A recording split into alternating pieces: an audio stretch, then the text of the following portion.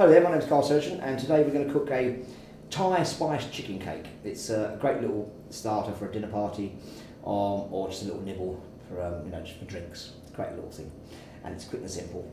And it's done with chicken breasts, some spring onion, some fresh ginger, some fresh garlic, some lime, and some chili flakes.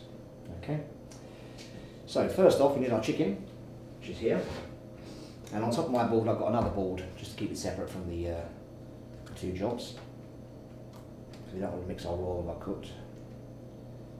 Okay, that goes there, and the sink. Get our knife. I'm just going to cut the chicken up into smaller pieces to start with, just to make it a bit easier for our food processor. I've got a mini one here. If you've got a big one, it's not a problem. Okay, I'm going to chop it up and pop it into there.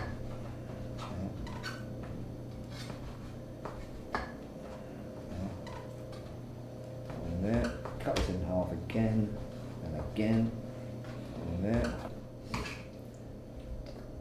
Put the breast to the second breast. This will feed about 6 people as a starter, or about 12 as nibbles at a dinner drinks party. Okay, so we've got all our chicken nicely chopped. Pop that into there.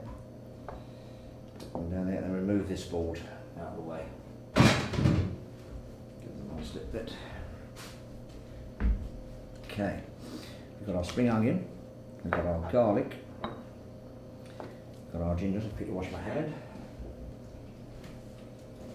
And we're going to add to this, everything goes in the blender. It's all done straightforward, nice and easy. But we do need to help the blender, because what we don't want to do is puree this chicken. We just want to pulse it and roughly chop it so we get some texture into the dish. So get the garlic and just slice it finely, just enough to break it up, and pop that into your processor. We won't use all this, but probably we'll use about half of this ginger. I think the ginger goes about there. Put the rest of that there, there, and just roughly chop it again. And get a nice gingery kick from this.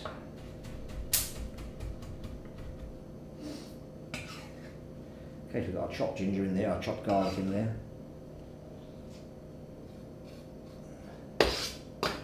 Got some lovely spring onions here. Now we'll just get rid of the little tops there. Same with that one, they'll come off nice and easy. Pop them into your bin. Now for this, we want to use the green as well, but we don't want to use the very top bit, because that's a bit woody. So we'll get rid of the top bit. And then we're literally just going to split the ends. Again, it's just a chopping really, in half like so. And then just chop along. All the way to the end. And then that goes into the food processor as well. Every bit counts. There we go. Knife down. Here we've got some dried chilli. We want around about half a teaspoon, because it is quite hot stuff, so that is more than enough. Okay. If you're using fresh chilli, depending on the type of chilli you're using, one whole red one will be perfect, as long as it's not a Scotch bonnet, because that might be a bit too lively. So we need some salt and pepper in here. We want to get the flavour out of it. Some black pepper. There we go. And juice of a lime. Well, what I want to do first is just take the top off.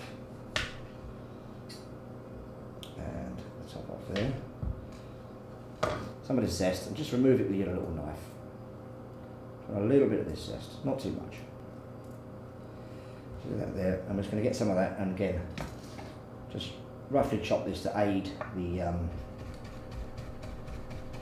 mix-up. Got a bit of that lime in there as well. And the juice from this lime. Just to see how much more you get out of it. Got our food processor, which has got the chicken, the chilli, the ginger, the garlic, the spring onions, juice and zest of a lime, and salt and pepper. I'm just going to give it a nice little whiz up now. Okay. Remember, what we don't want to do is puree it, we want to pulse it.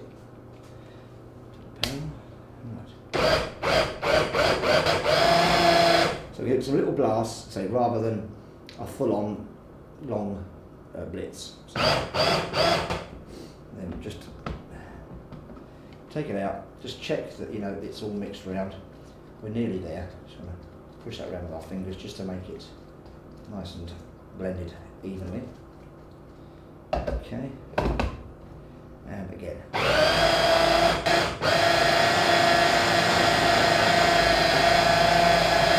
There, we get the lid off. We've got the lid off, so there we go. Got our chicken there. Get a nice bowl on there, and we'll just carefully remove the filling. Remove the blade first. Tends to bring hot chicken. Rest of our chicken in there as well. As you can see in the bowl now, we've got the minced chicken and all the ingredients. And that's the basis of our dish done now. All you do now is cook it. And again, the little pan fried cakes. And if you think your seasoning's acceptable, then just cook straight away. What I tend to do, which is a lot easier and guarantees you've got the seasoning right, is we're going to actually fry one off now. Just the one. Have a little taste. So give that a nice mix.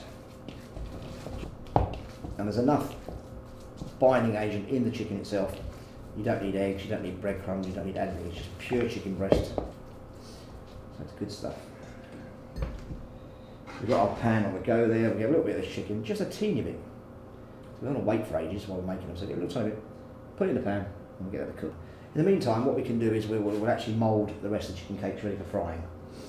And I think the best way of doing that is if you get a little bit of oil in your palm of your hand, just a little bit, not too much. So it's on both hands. Okay, and then when you pick up your piece of chicken, these are little canopy style cakes.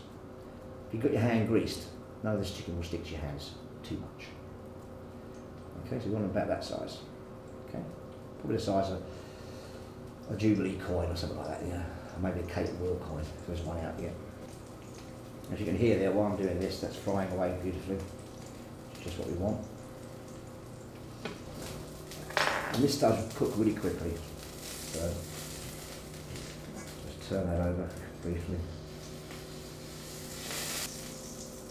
So there's our little bit we're going to taste. Have a little nibble now.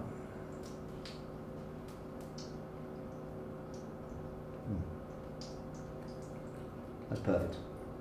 Enough salt, enough pepper. There's a lime coming through. Chilli, just a little bit of hint of chilli at the back, and then a little taste of garlic.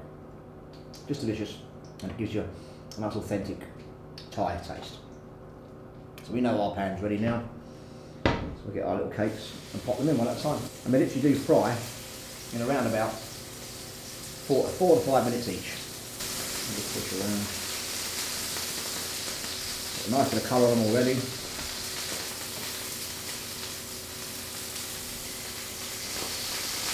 Now I serve this with a homemade red pepper and chilli jam, and it's this chap here that we make in the shop, and it's available for sale on our online shop as well. It really is quite a tasty little dish. I've got some in a little Chinese bowl, as you can see there, same there. We've got a nice sweet peppery taste, and there's a little bit of kick of chilli. It's not too hot, just right. So just keep moving this around the pan. Okay. And they're done. Simple as that. You take them out of the pan, little shake, 2, 3. And there's our Thai chicken cakes with a red pepper and chilli dipping sauce. My favourite bit. So we've got chicken cake. Off there, nice bit in. You see, it's still got a bit of texture of chicken in there. See where I poured it out? Nice Thai chicken cake, bit of the homemade red pepper and chilli jam, and just delicious.